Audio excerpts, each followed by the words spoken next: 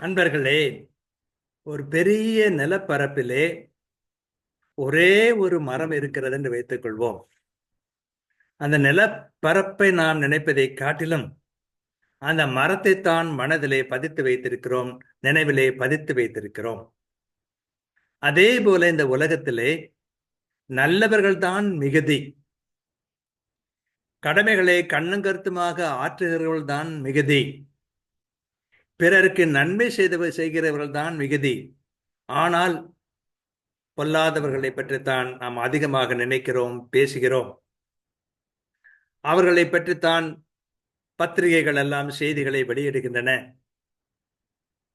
எத்தனையோ நாய்கள் இருக்கலாம், அவற்றை பற்றி சொல்ல மாட்டார்கள். ஒரு நாய் யாரையோ கடித்துவிடும், அதை பற்றி சொல்வார்கள். ஆகவே நாய்களெல்லாம் கடிநாய்களாக இருக்கிறது என்பது போன்ற ஒரு எண்ணத்தை ஏற்படுத்தி விடுகிறார்கள் என்று பார்க்கிறோம்.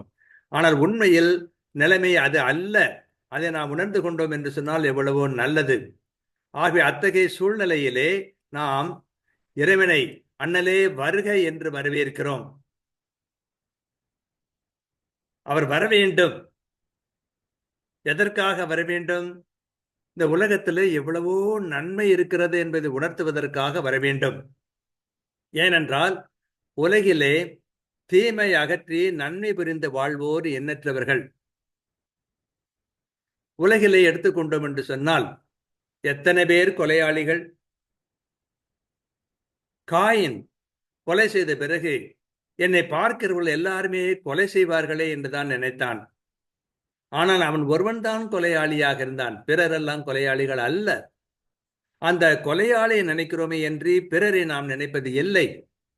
ஆகவே தீமை அகற்றி நன்மை புரிந்து வாழ்வோர் எண்ணற்றவர்கள்.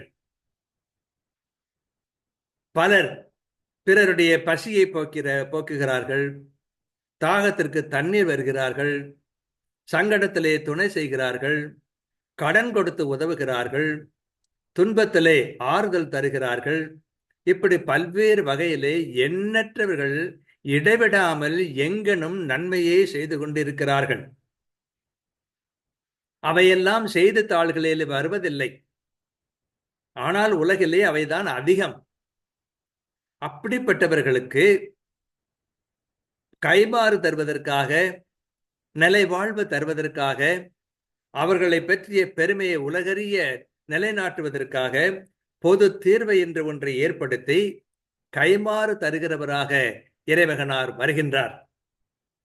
உலகிலே உள்ள நல்லவர்கள் எல்லாரும், ஆகா, நம்மை நினைப்பதற்கு ஒருவர் இருக்கின்றார், நாம் செய்த நன்மைகள் எல்லாம் வீண் போகவில்லை, நாம் கடமையை ஆற்றியதெல்லாம் வீண் போகவில்லை என்றெல்லாம் மகிழ்ச்சி அடைவதற்காக, மன நிறைவு தருவதற்காக இந்த இறைமகன் வருகிறார் என்று பார்க்கிறோம்.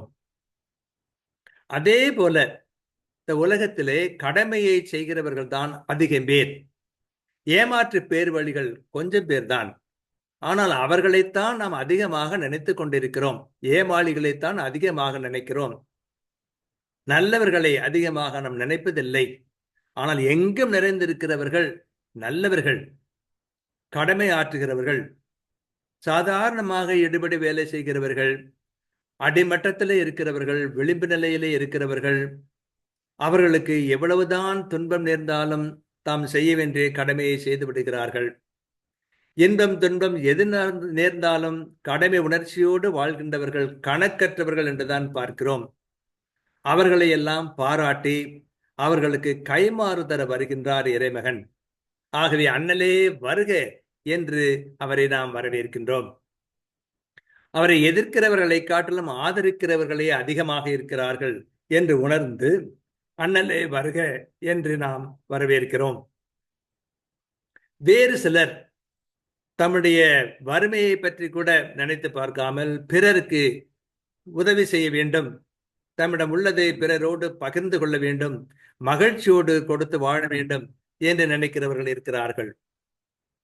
சும்மா சொல்லுவார்கள், இருக்கிறவன் தரமாட்டான், இல்லாதவன் விடமாட்டான் என்று.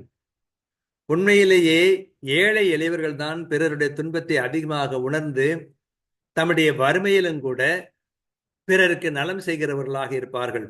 அப்படிப்பட்ட ஒரு பெண்ணை இயேசு பெருமான் நற்செய்தியிலே நமக்கு காட்டுகிறார். ஏழை கைம்பெண் நம்மிடம் இருந்ததெல்லாம் 2 செப்பு காசுகள், அவற்றை கூட கடவுளுக்கு மகிழ்ச்சியோடு தந்து விடுகிறார். எல்லாரையும் விட அதிகமாக காணிக்கை போட்டவர் இவர்தான் என்று அவர் சொல்லுகிறார். இப்படி வாழ்கிறவர்களை, தம்முடைய வறுமையிலும் கூட பிறருக்கு உதவ வேண்டும் என்று நினைக்கிறவர்களை, நம்முடைய நோயிலும் கூட பிறருக்கு ஆறுதல் தர வேண்டும் என்று நினைக்கிறவர்களை, நம்முடைய தோல்வியிலும் கூட வெற்றி பெற்றவர்களை வாழ்த்த வேண்டும் என்று நினைக்கிறவர்களை, இப்படிப்பட்டவர்கள் நிறைய பேர் இருக்கிறார்கள். அவர்களை செய்தித்தாள்களோ அரசியல்வாதிகளோ பிறரோ பாராட்டுவதை காணோம். ஆனால் இறைமகனார் அவர்களை பாராட்டுகிறவராக வருகிறார். அதை நாம் அறிந்து கொண்டோம் என்று சொன்னால் எவ்வளவோ நல்லது. நம்முடைய வாழ்க்கையிலே தவறு செய்து விடுகிறோம். தவறு செய்வதை விட நல்லது செய்வதுதான் நம்மிடம் அதிகம் உண்டு. ஆகவே இந்த அதிகம் நன்மை உள்ள இருக்கிறதே, அதை பாராட்டுகிறவர் யாரும் இல்லை என்றாலும் கூட கடவுள் பாராட்டுகிறவராக இருக்கிறார். பாராட்டுவதற்காக வருகிறார். அதற்காக பொது தீர்வை ஒன்றையே வைத்திருக்கிறார். அந்த பொது தீர்வையிலே பசி ஆற்றியவர்கள், தாகத்தை தீர்த்தவர்கள், உடலை பேணி வளர்த்தவர்கள், நோயை போக்கினவர்கள், இப்படி எத்தனையோ வகையிலே நன்மை செய்தவர்களை எல்லாம் வருக வருக என்று, தந்தையின் ஆசை பெற்றவரே வருக வருக என்று நிலை வாழ்வு தருகிறவராக இயேசு பெருமான் இருக்கிறார். அவர்தான் வருகிறார். அவரை நாம் மகிழ்ச்சியோடு வரவேற்கிறோம். அதற்காக அமைந்த திருவருகை காலத்தை நாம் சிறப்பாக பயன்படுத்திக் கொள்வோமாக.